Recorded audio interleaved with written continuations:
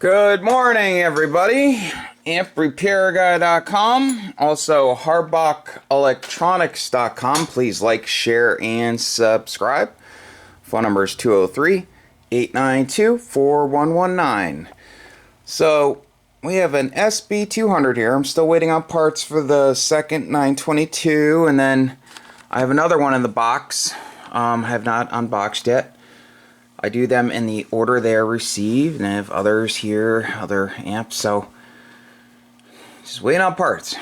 I try to stock a lot, but sometimes I need things I just don't have. Okay, so this was built by the customer when he was 17. So I see a lot of problems here. I'm gonna have to go through it, fix everything. First off, these lead lengths are way too long.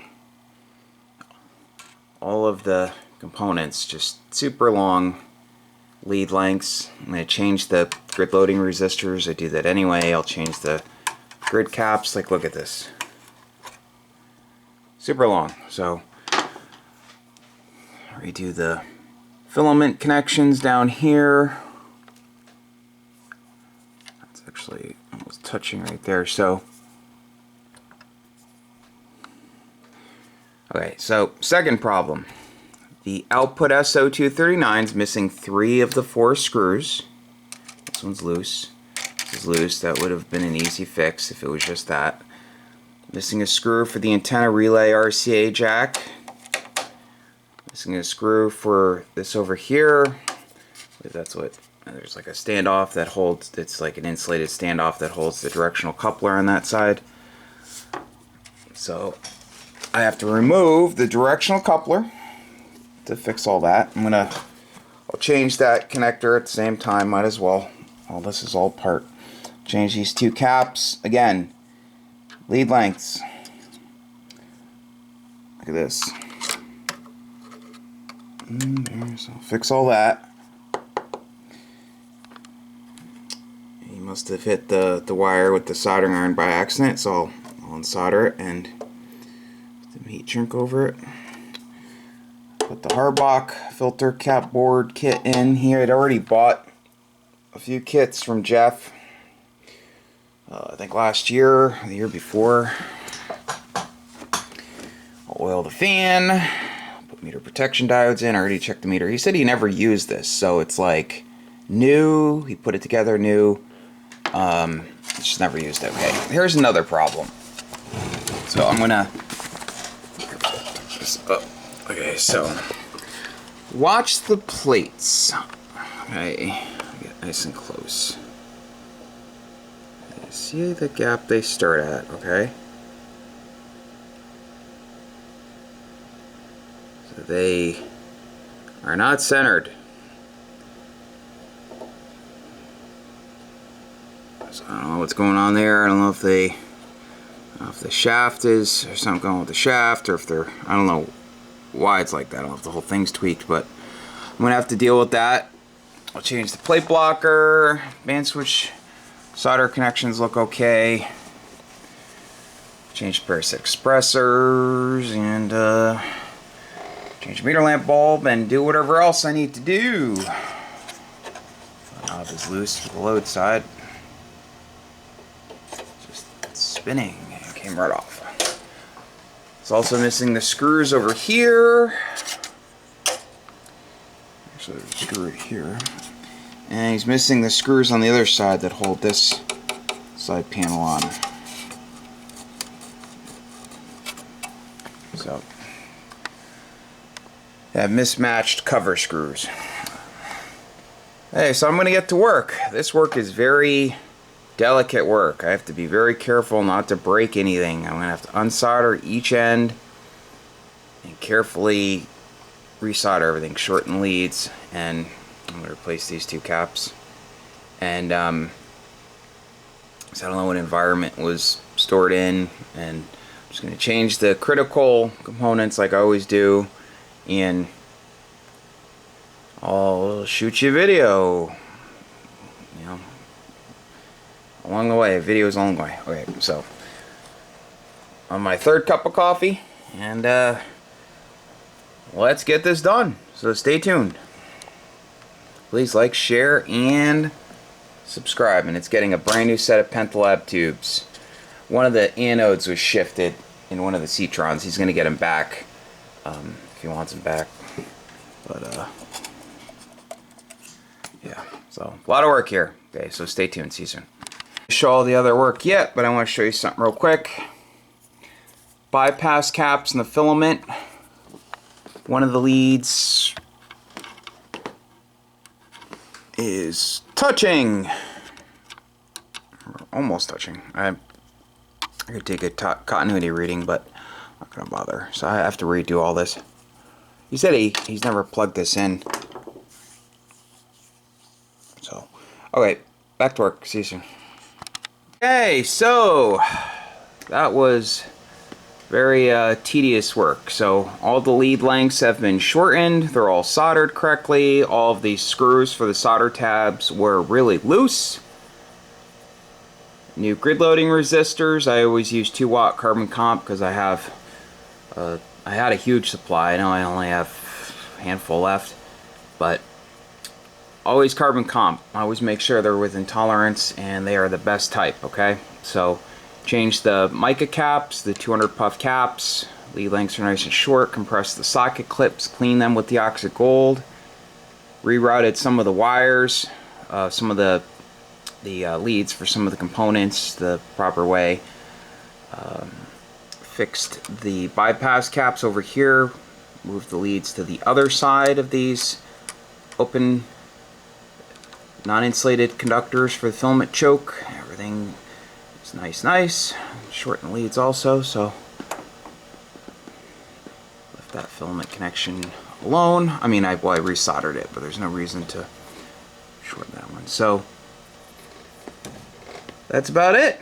Okay, so now I'm going to pull the directional coupler out. I'll change this connector. It has decent grip, but while it's apart, might as well change it. If these have decent grip, good grip, I always leave them alone because the directional coupler has to come out.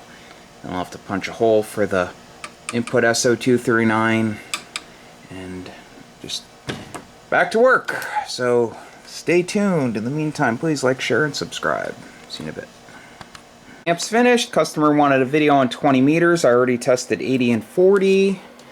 Starting off with grid current, 1 kW slug. Audio hello, hello, hello, hello. Audio hello, 600 right there. Audio hello. Audio hello, hello, hello. Audio hello. Play current. Audio. Voltage power. It's audio hello. High voltage. Audio hello, hello, hello, hello. Roughly 50 watts in. And she's working. So I'm gonna do 15 and 10 real quick and then let it cool down. I always start at 80, work my way up. So okay, so I'm back with the completed Sb-200. I'm gonna try to show you every little thing I did. First off, brand new set of Penta tubes, awesome company, awesome customer service. Remember, if you order the tubes while the amp's in my possession, you get a discount through Penta. I get nothing. They send me tubes to have in stock, so I have them available right away. And I test your amp with your tubes. I always have to test your amp that is 572s with your tubes. So the tabs for the input circuit capacitor connections and also the grid the grid mica cap connection, 1 per tube, they were all loose. I was missing screws for the side cover on both sides. Replaced those. Got the Harbach board customer provided, has the older caps that I used to use and Jeff used to use. Now I use the Rubicon caps. Added meter protection diodes. First I took the solder tabs off and the outer nuts, and I tightened the inner nuts. Brand new meter lamp bulb. I zip tied everything nice. Bent the plates so they're pretty much centered. Brand new plate blocking cap. The plate choke was missing the screw, so that's fixed. He did not have the internal tooth crush washer on the connection over here for the coil and this padding cap, so I had to take the nut off and put the washer there so this would be nice and tight. You do not want a open there, so that's taken care of. Brand new parasitic suppressor resistors, plate blocking cap. I don't know if I already said that. It's been a long day. Added heat shrink to the wiring. Again, lots of loose hardware all over the place, so I tightened everything up. And I think that's about it for the top. Okay, so I'll show you the bottom. Be right back. Okay, let me grab my pointer again. People don't like my hand. So this connection between the band switch and the output coax and the load cap broke right off. So I soldered it. It was a bad solder joint. Oiled the fan, added the soft key that the customer provided. There's so many things. So I had to bend these tabs away from the chassis. They were almost touching. These two right over here. So I took the directional coupler out. I replaced the SO239 while it was out with brand new one from Max Gain Systems. I added an SO239 in place of the RCA jack. Great company over there, really nice people. I've been dealing with Alan and his Alan and Paul for years, many years. So good people. So all the lead lengths had to be addressed. They were way too long.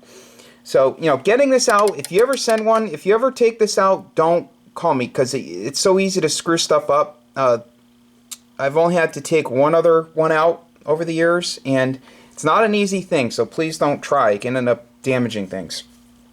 So, he was missing screws. They've all been replaced, and, you know, just so much work, resoldered all the connections to the directional coupler. He didn't have the right wire for the strapping to jump the connections for 120, so I added the proper wire, shortened the lead lengths on these bypass caps, shortened lead lengths on the bypass caps for the RCA jacks. One of the RCA jacks was missing a screw.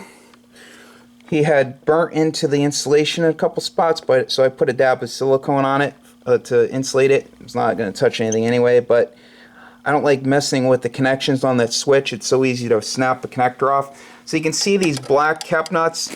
Anywhere where there's a black cap nut, minus around the board, actually some of those were missing, but just all over they were missing. The air variable capacitor on the plate side was loose.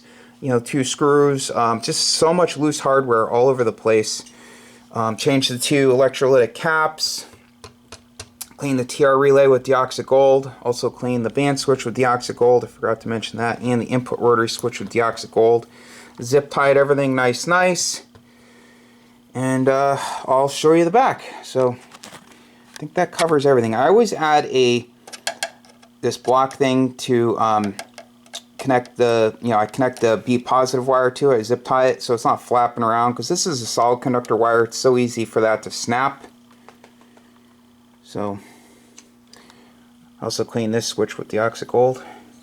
Fixed solder joints. Just so many things that had to be corrected. It was just so much work. Undoing all this ever so carefully was just a lot of work. A lot of work. Okay, so I'll show you the back. Be right back. See you soon. Here's the back. You can see lead lengths are nice and short now. All the solder joints fixed. See, this screw was loose, this screw was loose, this screw was loose, and this screw was loose. Compressed all the socket clips, fixed all the lead lengths here, soldered everything all nice, changed the 2 33 ohm resistors. You could say, well, it was never used. Why'd you change them? Because they were way out of tolerance. When carbon comp resistors sit in an environment that has humidity, they absorb water, so that's why I changed the 47 ohm ones also. So brand new. Fixed all this, just so much work. So you can see the brand new SO239s. I always use 632 screws with kept nuts on the other side. And I also cleaned the clips with deoxit gold. Like I said before, I also compressed them ever so carefully. And replaced the screws. See, brand new screws. Missing a screw here, so tighten up on the stud for the ground connection.